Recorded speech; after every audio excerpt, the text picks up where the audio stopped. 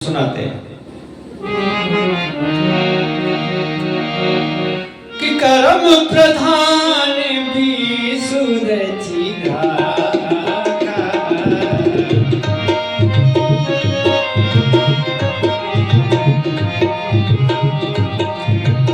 कर्म प्रधान भी सुरचिगा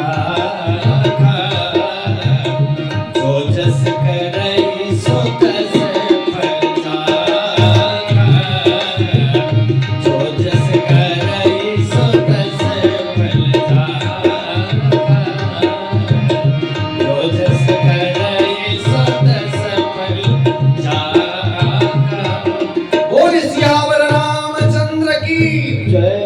तुलसीदास जी लिखते हैं, जैसा कर्म आपने किया है उसी का फल आपको भुगतना पड़ेगा, कोई काट नहीं सकता।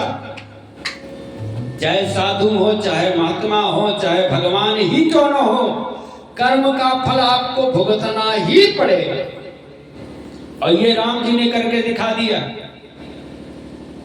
राम जी साक्षात परमात्मा थे, भगवान थे, लेकिन उनके पिताजी मरने लगे। राम जी जंगल चले गए थे, पिताजी की मृत्यु का समय आ गया। जब मरने का समय आया तो कौशल्या को महाराज दशरथ ने बुलाया और कौशल्या से कहा, कौशल्या आज मैं अपने कर्मों का फल भुगत रहा हूं। कौशल्या ने कहा कि कौन सा कर्म आपने गलत किया था जो आज आपको ऐसा दुख देखना पड़ रहा है। तब महाराज दशरथ को याद आया, महाराज दशरथ ने कथा सुनाई। कौन सी कथा? तापस अंध साप सुधियाई। श्रवण कुमार की याद आ गई। कहा श्रवण कुमार को मैंने बाण मारा था, अंधी अंधे ने श्राप दिया था, जाओ जैसे बाल बच्चे के लिए मैं भटक कर मर रहा हूं, छटपटा कर मर रहा हूं, ऐसे तुम्हें भी मरना पड़ेगा। कहा आज हम अपने कर्मों का फल भुगत रहे। और दशरथ जी की मृत्यु हो गई। अब बताओ, जिनके बेटे स्वयं भगवान श्री राघवेंद्र सरकार हो, जिनका बेटा स्वयं साक्षात भगवान हो, उसको भी अपने कर्म का फल भुगतना ही पड़ता है। बोलो शंकर भगवान की, भुगतना ही पड़ता है। कर्म का फल तो भुगतना ही पड़ेगा, चाहे जितना परिश्रम कर लो, कटेगा नहीं। आज जो हम लोग दुख भोग रहे, किसी जन्म का कर्म ही है जो भुगत रहे। जो कुछ लोग सुखी दिखाई दे रहे, सुखी हैं, उनके किसी जन्म का कर्म है जो सुखी हैं। हमारा कर्म है हम दुखी हैं, किसी का कर्म है सुखी है। ये किसी जन्म का कर्म ही है, कर्म का फल तो भुगतना है।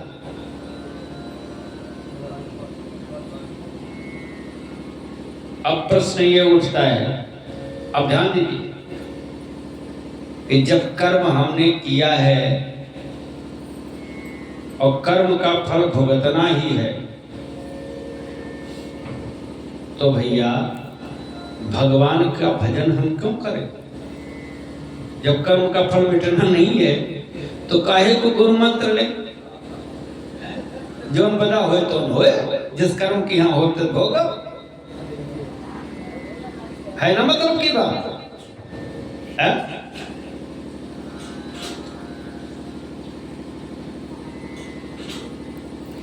जैसा कर्म होगा भुगतना पड़ेगा। काहे को भजन करें, काहे को दान पुण्य करें? अब जो लोग, किसी लोग से पूछो कि महाराज ऐसा क्यों करें, जब कर्म में लिखा होगा भुगतने पड़ेगा, तो दान पुण्य काहे को करें? तो जो लोग नहीं जानते, अज्ञानी लोग तो ऐसा भी कह देते, अरे अगले जन्म का बनाओ तो अशोक नहीं, ऐसा भी कह देते। ठीक है, कुछ हद तक बात ठीक है, लेकिन एक बात सुनो, हम पूजा पाठ क्यों करें, क्यों भगवान का भजन करें? कर्म का फल तो भुगतना पड़ेगा, लेकिन क्यों करें? कर्म नहीं मिटेगा। बड़े बड़े ऋषि महर्षियों को कर्म का फल भुगतना पड़ा, बड़े बड़े ऋषियों को भुगतना पड़ा, राम जी को खुद भुगतना पड़ा कर्म का फल। आप कहोगे कौन सा कर्म खराब किया था? रामायण में कथा आई, भगवान कभी खराब कर्म नहीं करते लेकिन लीला करके हमको दिखाया है। क्या दिखाया? कि नारद एक बार विवाह करना चाहते थे, कथा सुनिए आप, विवाह करना चाहते थे और नारद रूप मांगने गए भगवान श्री राम से, और रूप मांगने गए तो राम जी ने रूप देने के बजाय बंदर का मुंह दे दिया। और जिस सभा में स्वयंवर होना था उस सभा में नारद जाकर बैठ गए। अब कन्या आई, उनको बंदर दिख गए, नारद बंदर का मुंह दिखाई पड़ा। कन्या ने नारद के गले में जयमाला नहीं डाला। अब शीशा तो था नहीं कि देख ले नारद जी, देख लिया होता तो जान जाते कि हमारा मुंह बंदर का है, हम भी सभा में जाने लायक नहीं है। देखे नहीं, पहुंच गए, सोचा भगवान ने वो रूप दे दिया, अब हम सुंदर बन गए। जाकर सभा में बैठे, कन्या जब वरमाला लेकर आई तो उनका मुंह बंदर का, इनकी ओर देखा भी नहीं। इतने में भगवान पहुंचे और भगवान के गले में उस कन्या ने जयमाल डाल दिया। बोलो शंकर भगवान की जयमाल डाल दी। अब भगवान उस दुल्हन को लेकर के, कन्या को लेकर विदा करा कर तुरंत चले गए, अंतर ध्यान हो गए। अब नारद को होश आया कि रूप मांगने हम गए थे, विवाह हम करना चाहते थे, और जब खुद विवाह करना चाहते तो पहले बार रोक दिए होते हमको, हम काहे रूप मांगने जाते। ये तो बड़ा आनंद किए। अब गुस्सा लगी नारद को, फरकत अधर कोप मन माही, सपति चले कमला पति पाही, और क्रोधित होकर भगवान की ओर चल पड़े कि आज श्राप दे दूंगा या तो आत्महत्या कर लूंगा, देई हो श्राप या मरी हो जाई, जगत मोर उपहास कराई। नारद ने कहा या तो आत्महत्या करूंगा या तो श्राप दे दूंगा, आज नहीं छोड़ूंगा विष्णु को। चल पड़े, बीचे ही पंथ मिले दन जाई, भगवान श्री हरि बीच रास्ते में आकर प्रकट हो गए। नारद से पूछे कहाँ चले मुनि विकल की नहीं, महाराज कहाँ जा रहे? नारद बोले तुम्हारे पास जा रहे थे। भगवान बोले बताओ। कहा तुम बड़े स्वार्थी आदमी लगते हो, तुम बड़े स्वार्थी आदमी लगते हो। अब जब मेरा विवाह नहीं होने देना था, खुद विवाह करना था, तो जब हम तुम्हारे पास रूप मांगने गए थे तबे रोक दिए होते कि तुम परेशान हो, विवाह हम करेंगे। काहे परेशान होते? अब मैं तुम्हें श्राप देता हूं कि जैसे पत्नी के लिए आज मैं दुखी होकर इधर उधर भटक रहा हूं, ऐसे मैं श्राप देता हूं कि तुम्हें भी अपनी पत्नी के लिए एक दिन इधर उधर भटकना पड़ेगा, रोना पड़ेगा। बोलो शंकर भगवान की श्राप दिया। और उसी कर्म का फल भगवान श्री राम को भुगतना पड़ा कि उनकी पत्नी सीता का हरण हुआ और भगवान भी जंगल जंगल घूमकर रोए। सोचो, जब भगवान को कर्मों का फल भुगतना पड़ा तो हमारी आपकी क्या विसात है? भुगतने पड़ेगा। लेकिन भाई जब कर्म का फल भुगतना ही है तो हम भगवान का भजन क्यों करें? क्या फायदा करेगा भगवान का भजन? क्या काम करेगा? अब ये महत्व की बात है। आवाज समझ लो, दिमाग में बैठा रहेगा तो कभी कोई समझावे तो समझ में बात आ जाएगी। जैसे आपने किसी की हत्या कर दी, अब ध्यान दीजिएगा, हत्या कर दी और न्यायालय में आप पेश हुए, कोर्ट में गए, मुकदमा आपके ऊपर चला और आपका अपराध साबित हो गया कि आपने हत्या की, तो जज आपको फैसला सुनाएगा कि आपको फांसी की सजा हो। सुना देगा, कानून है, नियम है, विधि का विधान इसी को कहते हैं। यहां भी विधि का विधान है, शास्त्र में विधि का विधान है, वहां संविधान है। समझे? यहां कानून के लेखक ब्रह्मा जी हैं और वहां कानून के लेखक भीमराव अंबेडकर को सब लोग बताते हैं। पता नहीं, भगवान जाने, हम तो थे नहीं उस समय। बोलिए शंकर भगवान की।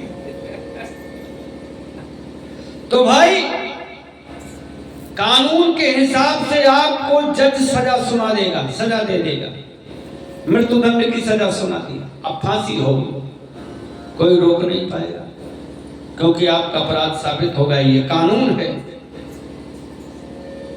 लेकिन आपका एप्लीकेशन, प्रार्थना पत्र, अर्जी जो कुछ कहते हो वो राष्ट्रपति के पास पहुंच जाए और राष्ट्रपति आपके ऊपर दया कर दे, जबरदस्ती नहीं, दया के ऊपर निर्भर है, दया कर दे तो राष्ट्रपति की कृपा अगर हो जाए, चाह ले राष्ट्रपति, तो भैया 1 मिनट में सारा अपराध तुम्हारा खत्म। बोलो शंकर भगवान की, तुम्हें फुर्सत दे सकता है। होता कानून है कि नहीं है? ऐसे कानून ब्रह्मा के यहाँ भी है। संविधान है कि तुमने जो कर्म किया है उसका फल भुगतना पड़ेगा। फला कर्म किया है तो फला फल मिलेगा, फला कर्म किया है तो फला दंड मिलेगा। 27 प्रकार के नरक बनाए गए कि आपने ऐसा कर्म किया है तो इस नरक में जाना है, ये कर्म किया है तो इस नरक में जाना, सब नियम है, कानून बना है। लेकिन भैया इतना पाप होते हुए भी, इतने पापी होते हुए भी, अगर आपकी याचिका राष्ट्रपति तक पहुंच जाए, भगवान तक पहुंच जाए, आपकी चिट्ठी भगवान के पास पहुंच जाए, बोलो शंकर भगवान की, भगवान तक पहुंच जाए आपकी चिट्ठी, आपकी याचिका भगवान तक पहुंच जाए, तो भगवान जब चाहे तो तुमको सारे अपराध से मुक्त कर देंगे। एक साथ कई जन्मों का पाप खत्म, आप बिल्कुल सेफ हो गए, सभी कर्म खत्म हो जाएंगे। लेकिन ये भगवान की कृपा के ऊपर निर्भर है, जबरदस्ती नहीं है, जबरदस्ती नहीं करा सकते। और कृपा कैसे होगी? जो करते रहोगे भजन धीरे धीरे तो मिल जाएंगे, मिल जाए राधा रमन धीरे धीरे। जो करते रहोगे भजन धीरे धीरे तो मिल जाए राधा रमन धीरे धीरे।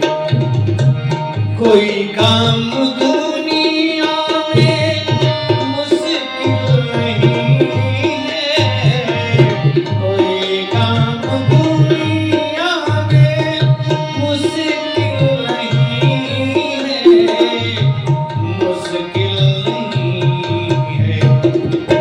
कोई काम दुनिया में मुश्किल नहीं है, जो करते रहोगे जतन धीरे धीरे, करते रहोगे जतन धीरे। बस ऐसे भजन करते रहो, कीर्तन करते रहो, गुरु समर्थ मिल जाए। ऐसा गुरु ना मिले कि तुम्हें करके बताओ, ऐसे केवल नहीं, नहीं, गुरु तो ऐसा होना चाहिए कि आपको भगवान की कथा सुनावे और आपका दुख भगवान को सुना सके। बोलो शंकर भगवान की।